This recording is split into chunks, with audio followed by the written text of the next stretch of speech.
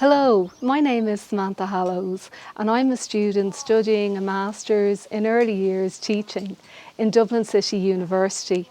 And I was really delighted when I was asked to share my reflections on ePortfolios for the AAEEBL Annual Student Panel. So just to introduce myself, as I said, I'm studying a Master's in Early Years Teaching in DCU in Dublin, and I really just wanted to share with you some reflections about my journey through ePortfolios. And it was an interesting one really, because in addition to being a student, I'm also a lecturer for personal development and professional practice. And part of my role is to go out and to support students when they're on placement and they're studying on their Level 8 Early Years Teaching degrees, and to assist them in developing their own ePortfolio. So I felt that engaging in CPD and developing my own was really paramount, because I felt that unless I had experienced the process myself, I really wasn't in a best placed position to be able to support students. So I've studied in early years teaching for the last 20 years myself, and I've owned and managed a preschool for the last 12 years. So as an owner manager, our early years curriculum here in Ireland is ASHTER, and it's the Irish word for journey. And one of the core values, the four themes really of ASHTER, is well-being, communication, identity and belonging, and exploration and thinking. So one of my core values would be identity and belonging, and respecting everybody as an individual. So when I think and reflect back on my own ePortfolio journey regarding reflections on identity and belonging, I feel the ePortfolio really provided a personal space, a digital diary where I could record my core values and share my dispositions and openness towards learning and my perspectives on different things. It was really an engaging process where I was able to use a variety of multimedia, podcasts, TED Talks and bespoke videos that I had created to really be able to showcase my perspective on ePortfolios and learning journeys. So an ePortfolio helped me to be able to compile evidence in the one space and to be able to reflect on it on a digital platform. The benefits of this was that I was able to see where my core values lied and to be able to showcase them. One being identity and belonging, and I was able to put that thread through my ePortfolio as I really reached out to form relationships during COVID with the children and the parents that were unable to attend my preschool setting. Another core value of mine is to be able to provide an inclusive learning environment, and I was able to showcase this in my ePortfolio. And I was also able to provide the evidence behind this core value as I completed a Level 6 Special Purpose Certificate in Access and Inclusion and Leadership. And this showcased my ability to be an inclusion officer in a preschool setting. So it really showed my professional ability to engage in CPD and to value CPD as a catalyst for change and to be able to provide a quality professional service to the children in my care. So when I reflect on how did I feel that I was able to bring myself and my own personal and cultural backgrounds into my ePortfolio? Well, I really realised shortly into the process of creating the ePortfolio that I really wasn't very good at talking about myself or recognising my achievements, be them academically or personally. And I spent a lot of time listening to an inner critical voice where I was kind of overthinking every single line that I typed into the ePortfolio. From reflection, I realised that when I achieved something, I was inclined to move on from it, but I never really slowed down to really have a look at the learning that took place. From my experience of ePortfolio design and development, I found that when I reflected back on my ePortfolio, it provided an opportunity to see the learning gaps and the skills that I really needed to work on for my own future learning and development. So I think when you are in the process of ePortfolio design, I feel myself that you need to be honest with yourself. I also feel that you need to be patient. And the ePortfolio provides the space for you to be able to have a digital diary of events and an opportunity to share your morals, your beliefs and your core values. I found it as a useful tool to be able to build connections with the students that I was really trying to show that I wanted to reach out to them and engage in the process myself, as it was of value to me and my own professional development, but also it was of huge value to them as it was part of their assessment as well. I think that the portfolio creation provided a space to be able to show how resilient you are in life and that how brave you are as well, in that you have the ability to step outside your comfort zone. And these are all really important life skills, particularly when we're all working on a remote platform in some shape or form at the moment. I suppose at the end of the day, for me, the ePortfolio development was about taking action and not worrying too much over how perfect things were, and concentrating more on a focus of gathering the evidence and getting it done. I suppose my audience for my ePortfolio started off primarily to be the first year students who were studying their BA Level 8 Early Years degree. And for this cohort of students, they had had an extremely challenging transition from secondary school, from other courses, into a first year college environment where they were on a remote platform. So for many students, they were struggling and it was full of challenges.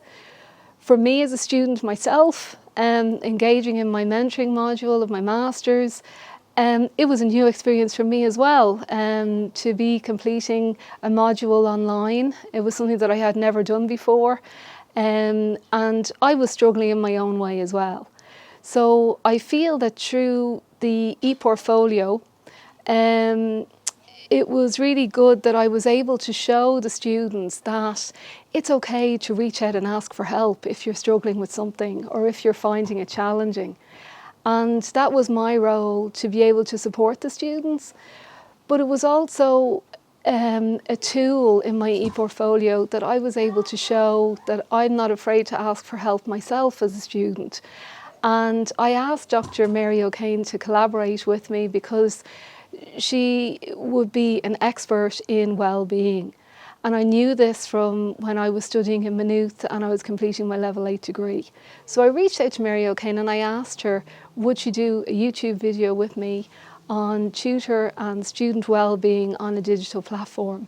Because I wanted to show the students, and I also wanted to show my colleagues in DCU that I wasn't afraid to ask for help myself, and that there are always experts out there, and it's really good to collaborate and to tap into that well and those funds of knowledge for support. Well, to be honest with you, ePortfolio development is really exciting because there is no right or wrong pieces of material to put into your ePortfolio. If it's meaningful to you, well then it should be in your ePortfolio.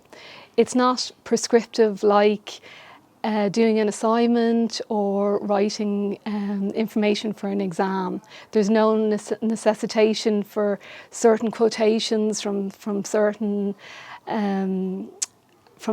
books or anything like that. It provided an opportunity to be able to engage in learning from a multifaceted approach, a multimedia approach, in that you can bring your ePortfolio to life using TED Talks, you can use YouTube clips, you can make your own videos, and you can also pull together all your evidence from journal articles that you may have written, blogs, or citations from your work that have been published elsewhere. So it's really a one-stop shop for your accomplishments and professional identity all in the one place in your e-learning portfolio.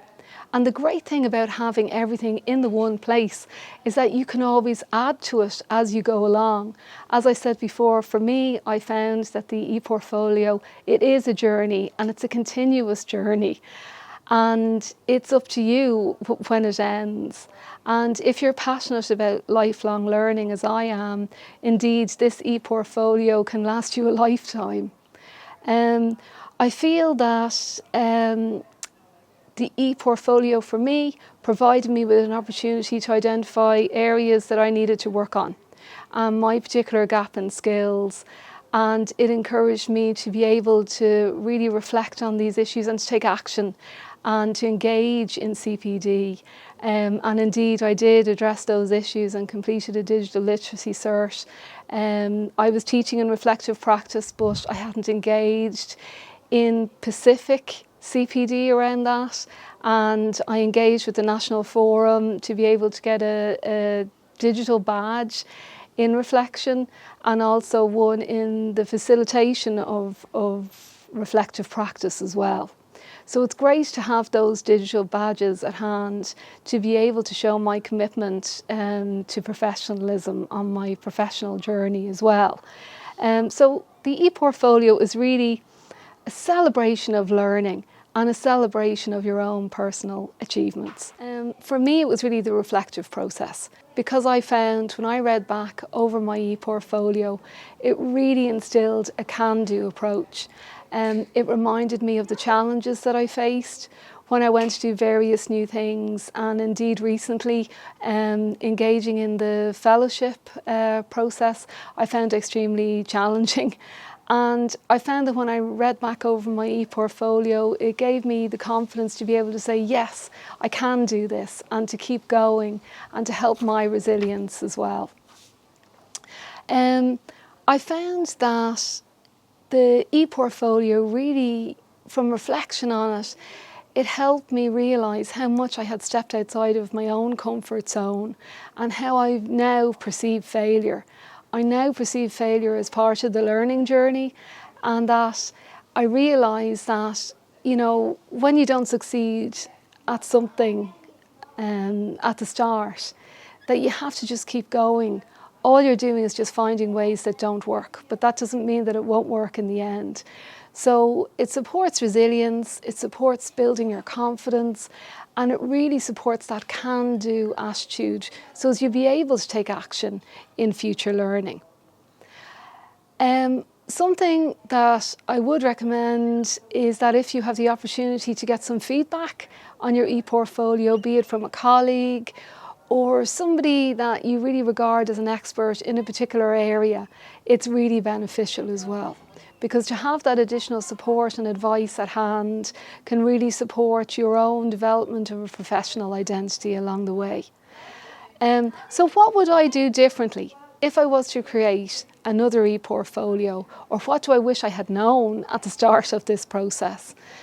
Well, I suppose if I had known really how much an ePortfolio showcases your own individual personality, and how it shows your commitment to putting your learning into practice, and the open-ended resource that it is, I would have engaged in it years ago. I feel that your ePortfolio separates you out. Your CV, it's not personal enough. It really doesn't give any indications to the reader, your commitment to lifelong learning, your passions, your core values. So I would recommend, if I was to do all this again, I would have recommended to myself to hold on to the evidence, hold on to the journals that I'd written, the blogs, the citations of my work that have been quoted. Keep your ePortfolio updated as you grow. Don't forget to put links of that evidence into your ePortfolio, because this is a living document. I would seek feedback, and I wouldn't be as afraid to seek feedback from my colleagues or from students that are studying the masters alongside me as well. And I think that it's really nice to share your e-learning portfolio with your colleagues because that support is there. I think that it's really important to collaborate with experts in other areas as well, because it gives you new perspectives and new dispositions on learning too. And I would also recommend that you reach out for help when you need it. If you have tried, you know, various different things and you're trying to juggle things around and it's just not working out for you, if you're inserting links or anything like that, to just reach out and ask for help, because really practice makes perfect. And the more practice you get of putting in links and putting in the artifacts that you need in your ePortfolio, the more proficient you'll become. So don't give up, keep going. This is a living document and it is so well worth it because it is such an expression of who you are. So good luck everybody, and thank you so much for inviting my feedback at this annual conference. Take care, bye.